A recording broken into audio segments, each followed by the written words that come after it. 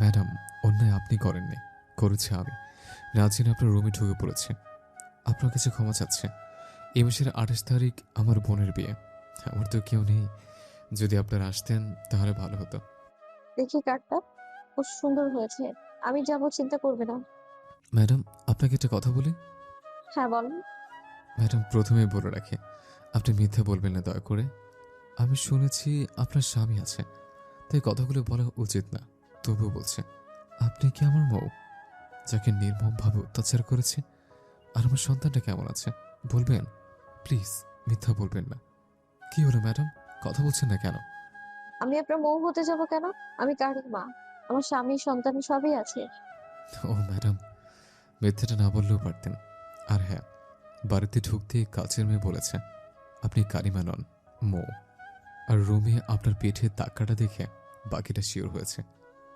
বলেন, আপনি আমার মৌ? হ্যাঁ, আমি কারীর মা, মৌ নই। যেদিন আপনার বাড়ি থেকে বের হয়ে এসেছি সেদিনই আমি আমার মাঝে মৌকে মেরে ফেলেছি, সাথে অবৈধ সন্তানটাকেও। আমার কাছে রাজ নামে কেউ মৃত। আমি নতুন করে সংসার করেছি, পেয়েছি স্বামীর হৃদয় নিংড়ানো ভালোবাসা। আর আপনি জায়নামাজের মাঝেও আমাকে রক্তাক্ত করেছিলেন, আমাকে বাড়ি থেকে বেরিয়ে আসতে বাধ্য করেছিলেন। একবার ভেবেছিলাম প্রেগনেন্ট অবস্থায় আমি কোথায় যাব, ভাবিনি আপনি তো এটাও জানতেন যে আমি এতিম। আমার মা জন্মের সময়ই মারা গেছে, আর বাবা তো থেকেও নেই। তাও আপনি আপনার স্বার্থের জন্য আমাকে বাড়ি থেকে বের করে দিয়েছেন। আমি অতীত ভুলে গিয়েছি। দয়া করে আমার সুখের সংসারে আগুন লাগাবেন না। আমি মৌ না। প্লিজ কারোর সামনে মৌ ডাকবেন না, ম্যাডাম ডাকবেন। কারণ আপনার মতো অহংকারী আমার নাম ধরে ডাকার যোগ্যতাটাও রাখে না। ও আচ্ছা ম্যাডাম, ধন্যবাদ সত্যিটা বলার জন্য। শুনুন, সেদিন যা করেছিলাম সব ভুল ছিল আমার। ভুলটা বুঝতে পেরেছি, তবে দেরি হয়ে গিয়েছিল।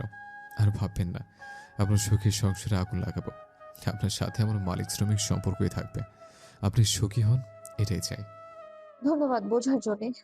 আপনি থাকুন, আমি রুমে যাচ্ছি। এমন সময় রিচি কোথা থেকে যেন দৌড়ে এসে বলল, বন্ধু, তুমি কখন এসেছো? আমার জন্য কি চকলেট নিয়ে এসেছো? রাজ পকেট থেকে চকলেট বের করে দিল। আসার সময় চকলেট নিয়ে এসেছিল। সেদিন অফিসে রিচি চকলেট চাওয়াতে রিচি চকলেট পেয়ে রাজের দুগালে চুমু দেয়। রাজ রিচির কপালে চুমু দিয়ে বুকের সাথে জড়িয়ে নিল। রাজের মনে হচ্ছে বুকটা প্রশান্তিতে ভরে গেল। এভাবে বেশ কিছুদিন কেটে যায়। একদিন রাজ আর তিশা দুজনে গল্প করছে আর হাসাহাসি করছে। মৌ ডেস্কে বসে বসে বারবার সেই দৃশ্যটা কল্পনা করছে আর রাগে অগ্নিশর্মা হয়ে যাচ্ছে। শেষ পর্যন্ত রাগ কন্ট্রোলে করতে না পেয়ে পিয়নকে দিয়ে রাজকে ডেকে পাঠায়। রাজ মৌয়ের রুমে আসতেই মৌ রাজকে বলে, রাজ, এটা কি পার্ক নাকি কোনো সিনেমা হল? ম্যাডাম, পার্ক হবে কেন? এটা তো অফিস। ও, তা না হলে তাহলে কেন মাখামাখি করেন তিশার সাথে? আসলেই আপনার চরিত্রের সমস্যা আছে। ম্যাডাম, কি বলছেন? প্লিজ, চরিত্র নিয়ে কোনো কথা বলবেন না। আপনি লুচ্চামো করবেন আর আমি বললেই দোষ? ম্যাডাম, চুপ করুন। আর একটা কথাও না। কি চুপ করবো? আর চুপ না করে কি করবি? চুপ না করলে ভালো হবে না কিন্তু। কি বলি? ঠাস করে চর বসিয়ে দিয়ে বলল, তোকে অন্য মেয়ে কিস করবে তা আমি বসে বসে দেখবো? তুই ভাবলি কি করে? তা বের হয়ে এক্ষুনি, এক্ষুনি বের হয়ে যাবি। মৌ রাজকে চর দেবে রাজ ভাবতেও পারেনি। রাজ মৌয়ের দিকে অসহায় দৃষ্টিতে তাকিয়ে বলল, কি হলো, একটা মারলেন কেন? আরেকটা মারেন। কথাটা শেষ করতে না করতেই রাজের চোখ থেকে টপ করে জল গড়িয়ে মাটিতে পড়ল। রাজের অসহায় চাহনি আর কথাটা মৌয়ের কলিজায় গিয়ে লাগলো মনে হয়। মৌ নিজের ব্যালেন্স করতে পারছে না, মাথা ঘুরিয়ে পড়ে যেতে লাগলো। রাজ মৌকে ধরে ফেলল। মৌয়ের আপত্তিকর জায়গায় রাজের হাতটা স্পর্শ করলো। এমন সময় তিশা আর তিশান রুমে ঢুকেই দেখে রাজ মৌকে ধরে আছে। কি রে লুচ্চা, তোর কিভাবে সাহস হয় আমার স্ত্রীর কোমর ধরার? মৌ তিশানের কথায় যেন স্বাভাবিক হয়ে আসে। কি হলো, এভাবে তাকিয়ে আছিস কেন? আমার সরলতার সুযোগ নিয়ে তুই, ছি! আজকের পর থেকে আমার অফিসে তোর মতো ছেলেকে দেখতে চাই না আমি। এখন বের হয়ে যা। ম্যাডাম, আমি ইচ্ছা করে করিনি, আপনি আমাকে ভুল বুঝছেন। আমি? তা আবার তোকে ভুল বুঝেছি? চরিত্রহীন। তোর চরিত্রের ঠিক নেই, সে আবার আমাকে বলে আমি নাকি ভুল বুঝতেছি। রাজের কথাগুলো বলতে গিয়ে বুকের ভেতরে কেমন যেন করতে লাগলো। রাজ দরজাটা লাগিয়ে দিয়ে বলল, কি ভেবেছেন আমি আপনাকে এমনিতে ছেড়ে যাব? চরিত্রহীন কাকে বলে তা প্রমাণ করে যাব। মৌ যখন চিৎকার দিতে যাবে তখন রাজ মৌয়ের মুখটা চেপে ধরে। টেবিলের পাশেই কাটা চামচটা রাজ হাতে নিয়ে বলে, আর একটা কথা বললে এটা তোর বুকে গেঁথে দেব। মৌ ভয়ে চুপসে যায়। রাজ আস্তে আস্তে মৌয়ের দিকে এগিয়ে যায়। মৌয়ের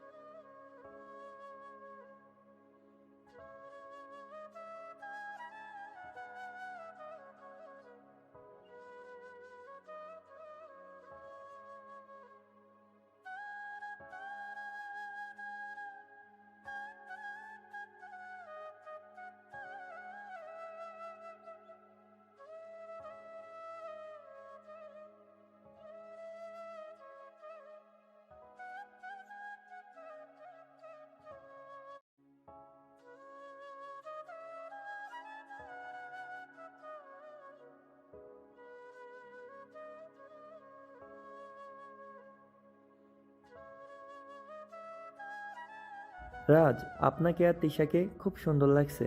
চলেন না, আপনাদেরও বিয়েটা করিয়ে দেই।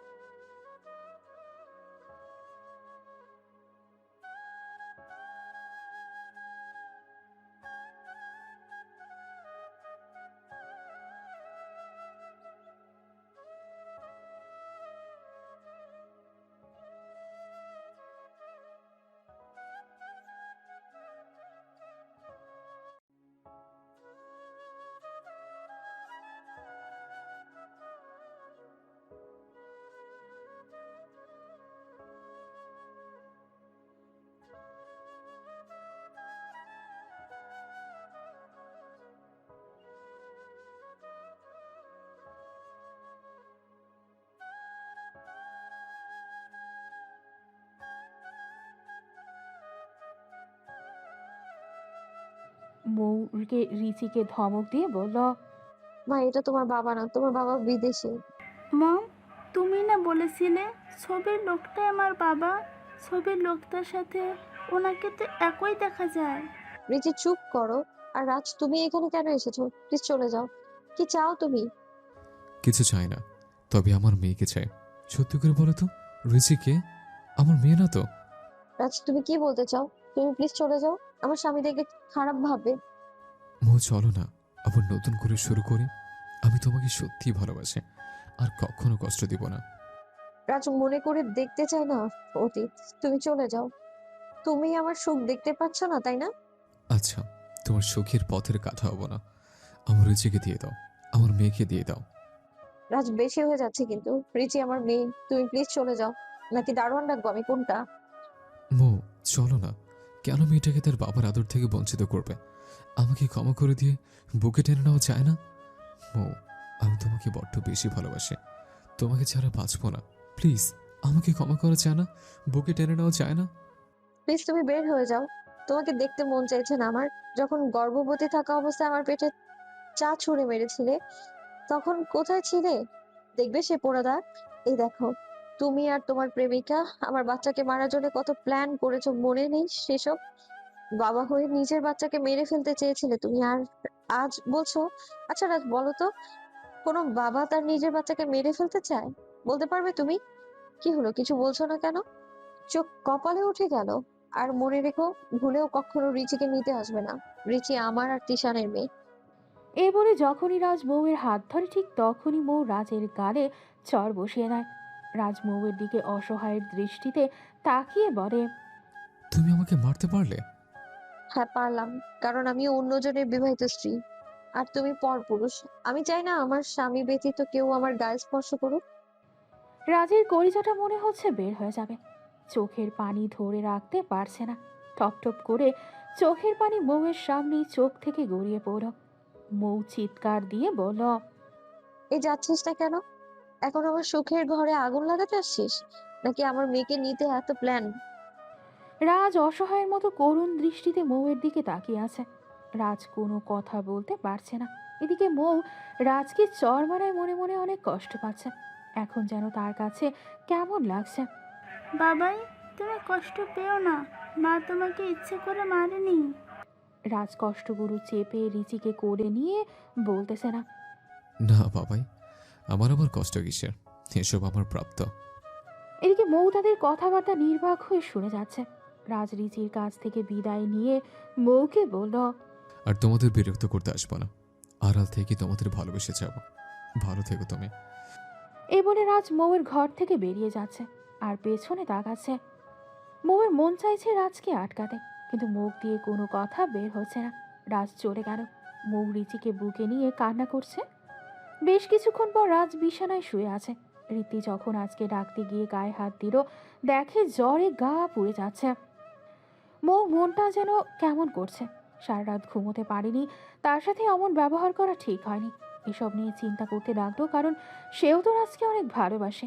রাজ তো তার ভুলের জন্য অনুতপ্ত হয়েছিল। তাহলে কেন আমি এমন করলাম ভাবতে ভাবতে সকাল হয়ে গেছে। মৌ খেয়াল করলো তার ফোনটা বাজতেছে। অচেনা নাম্বার থেকে ফোন আসছে। কল রিসিভ করতেই বুঝতে পারলো এটা ঋত্বর করেছে। ঋত্ব বলে উঠল, রাজ ভাইয়ের অনেক জ্বর। ভাইয়া অচেতন অবস্থায় শুধু আপনার নাম বলে যাচ্ছে। আপনি পারলে একবার আসুন। মৌ কথাটা শুনে আর স্থির থাকতে পারল না। কোনো রকম ফ্রেশ হয়ে তার মেয়েকে নিয়ে বের হয়ে গেল। খুব সকালে এভাবে যাওয়াতে তার মেয়ে বিচলিত হয়ে মাকে প্রশ্ন করল, মা, আমরা কোথায় যাচ্ছি? মা, আমরা তোমার বাবাইয়ের কাছে যাচ্ছি। মৌ কিছুক্ষণের মধ্যেই রাজের বাসায় চলে আসলো। রাজের পাশে মৌ কান্না করছে। রিচি বাবাইকে বলছে, বাবাই, তোমার কি হয়েছে? চিন্তা করো না, আমরা তোমায় নিতে আসছি।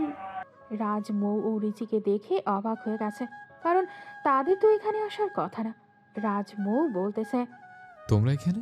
আমি তো তোমাদের অনেক বিরক্ত করি, তাই তো কথা দিয়েছে আর বিরক্ত করবো না তোমাদের। প্লিজ এমন করে বলো না। আমি না জেনে না বুঝে তোমার অনেক কষ্ট দিয়েছি, যা একজন আদর্শ স্ত্রী হিসেবে আমার করা ঠিক হয়নি। অ্যাক্সিডেন্টের পর আমি নিজেকে হসপিটালে আবিষ্কার করি।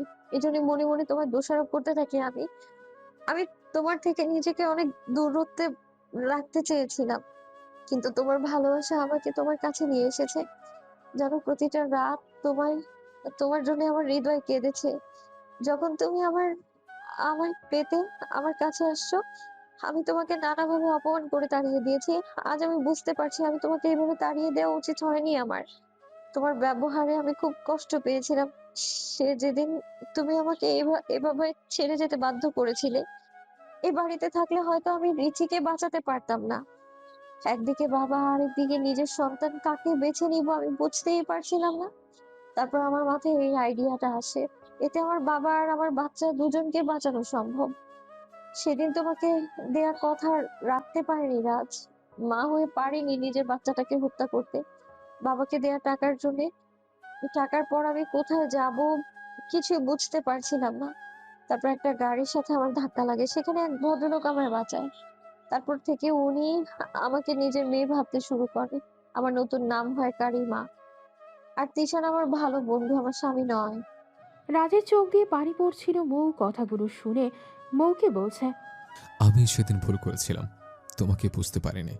কাল চাপিনে গিয়ে পাওয়ার জন্য তোমাকে কষ্ট দিয়েছে, ওর জন্য তোমাকে স্ত্রীর মর্যাদা দিইনি, তাই তো আমার করুণ অবস্থা। দুই হাত তুলে মৌয়ের কাছে ক্ষমা চাচ্ছে। মৌ রাজের হাত দুটো ধরে বলল, কি বলছো এসব? আমাদের মাঝে যা হয়েছে তা আল্লাহ তাআলা আমাদের ভালোর জন্যই করেছেন। এই বলে রাজকে জড়িয়ে ধরল। ঋদ্ধি ও রিচি দুজনেই খুশিতে আত্মহারা। রিচিও তার বাবাইকে জড়িয়ে ধরল। রাজ বলল, তোমরা আমার এক একটা কলিজা, ভালোবাসি তোমাদের। এভাবে বেশ কিছুদিন কেটে গেল। রাজ এখন সম্পূর্ণ সুস্থ। আজ আবার রাজ আর মৌয়ের ফুলসজ্জার আয়োজন করা হয়েছে। রিচি রিক্তর সাথে ঘুমিয়েছে। মৌ মাথা নাড়িয়ে হ্যাঁ সূচক করলো। তারপর আস্তে আস্তে রাজ আর মৌ ভালোবাসার সাগরে ডুব দিল। রিচি মাঝখান থেকে বলে উঠল, বাবাই মা আমাদের সংসারের নাম হবে সুখের সংসার। কথাটা শুনে সবাই হেসে দিল। সমাপ্ত।